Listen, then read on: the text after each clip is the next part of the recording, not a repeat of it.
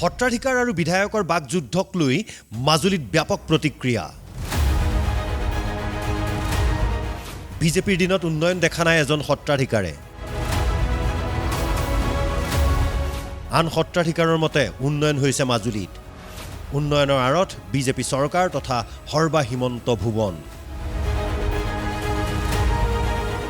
মাজুলীৰ বিধায়ক ভুৱন গাম আৰু দক্ষিণপাট গৃহাশ্ৰমী সত্ৰৰ সত্ৰাধিকাৰ জনাৰ্দন দেৱগোস্বামীৰ বাকযুদ্ধক লৈ ব্যাপক প্ৰতিক্ৰিয়াৰ সৃষ্টি হৈছে।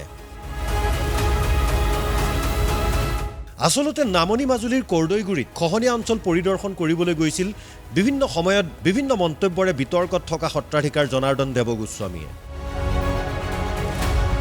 তালৈ গৈ বিজেপি চৰকাৰ আৰু বিধায়ক ভুৱন গামৰ বিৰুদ্ধে মন্তব্য কৰিছিল।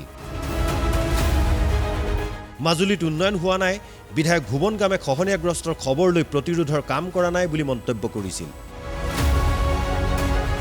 কিন্তু কথাবোৰ কিমান সঁচা? আচলতে বিধায়ক ভুৱন গামে সঘনাই খহনীয়াগ্ৰস্ত অঞ্চল পৰিদৰ্শন কৰি ৰাইজৰ দুখ দুৰ্দশাৰ খবৰ লোৱাৰ লগতে প্ৰতিৰোধৰ কাম ক্ষিপ্ৰতৰ কৰিবলৈ বিষয়া কৰ্মচাৰীক নিৰ্দেশ দি আহিছে। তেনেক্ষেত্ৰত জনাৰ্দন দেৱগোস্বামীৰ মন্তব্য দুৰ্ভাগ্যজনক আৰু অনাকাংক্ষিত। এই প্ৰসংগত আধাৰ মাহৰা সত্ৰৰ সত্ৰাধিকাৰ মহেশ গোস্বামীয়ে ক'লে, বদনাম গালে নহ'ব, বিধায়কে কাম কৰিছে। এইটো কৰিব নালাগে, কাৰণ বিধায়কজনেই মূল, তেওঁ চৰকাৰখনক কৈ মেলি আমাৰ এইখিনি কাম কৰিব। আৰু বিধায়কটো তালৈ গৈছে আৰু প্ৰটেকশ্যনৰ কাৰণে তেওঁ জলসম্পদক দস্তুৰমত দায়িত্ব দিছে। গতিকে আজি গাঁও এখন বিচ্ছিন্ন হোৱাটো আমাৰ কাৰণে দুখজনক বিষয় হ'ব। গতিকে এইটো প্ৰটেকশ্যন ল'বলৈ, প্ৰটেকশ্যনৰ কাৰণে আমি জোৰ কৰিব লাগে। আমি কাৰোবাৰ বদনাম গালেতো এইটো সুবিধা নহ'ব, গতিকে কাম নহ'ব। সেইকাৰণে আমি তেওঁলোকক বিদ্ৰোহ কৰি লাভ নাই। তেওঁলোকৰ দ্বাৰা আমি কামখিনি কেনেকৈ হাচিল কৰিব পাৰোঁ, এই কথাটোৱে আমাৰ হ'ব লাগে, এইটো কাম্য। 2015 চনৰ আগলৈকে মাজুলীত উন্নয়নৰ নামত এটা ডাঙৰ শূন্য আছিল, কিন্তু 2016 চনৰ পৰা সৰ্বানন্দ সোণোৱালৰ দিনত উন্নয়নে মুখ দেখিলে। হিমন্ত বিশ্ব শৰ্মাই সেই উন্নয়ন ত্বৰান্বিত কৰিলে। এই ক্ষেত্ৰত বিধায়ক ভুৱন গামৰ অৱদান আছে।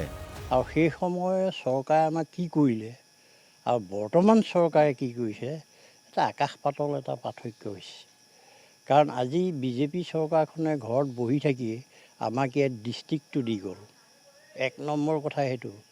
2 নম্বৰ কথা, END PWDকে আদি কৰি যিমানখিনি অনগ্ৰসৰ মাথাউৰি বা কিবা আছিলে, সমস্তখিনি এতিয়া ৰাইজে একেবাৰে চাইকেল চলাই ইয়াৰ পৰা ডিব্ৰুগড়লৈ যাব পৰা ব্যৱস্থা কৰিলে। এতিয়া আমাৰ মানুহে ডিব্ৰুগড়লৈ 3 ঘণ্টাৰ ভিতৰত গৈ ঘূৰি আহি ঘৰ পায়হি, তাত চিকিৎসা কৰি আহি। গতিকে মই ভাবোঁ যে চৰকাৰখনে যথেষ্ট অগ্ৰসৰ হৈ আমাৰ মাজুলীখন ডেভেলপ কৰিছে। আৰু এই সত্য কথাটোক ঢাকন দি অন্য কোনোবাই কিবা বিৰূপ মন্তব্য কৰিব পাৰে, কিন্তু এইটোৱে কেতিয়াও সঁচাটোক ঢাকিব নোৱাৰে। মাজুলীৰ শ্ৰী শ্ৰী গড়মূৰ সত্ৰৰ সত্ৰাধিকাৰ পৰমানন্দ দেৱগোস্বামীও ক'লে, 2015ৰ মাজুলী আৰু এতিয়াৰ মাজুলীত বহুত পৰিৱৰ্তন। মাজুলীৰ সেই 2015 চনৰ যি ধৰক ৰাস্তাৰ ডাঙৰ ডাঙৰ গাঁত, মানুহ আহিব নোৱাৰা যি পৰিৱেশ, গতিকে আজিটোতো সেইসমূহ দূৰ হৈছে। আৰু মাজুলীবাসীয়েও সেইটো কল্পনা কৰা নাছিল যে মাজুলীক কোনো এটা দিনত ডিষ্ট্ৰিক্ট হ'ব। মাজুলীৰ পথ দলং পকী হ'ল, খহনীয়া ৰোধ বহু পৰিমাণে সম্ভৱ হ'ল। যোৰহাট মাজুলী আৰু মাজুলী লখিমপুৰৰ দলঙৰ কাম আগবাঢ়িছে।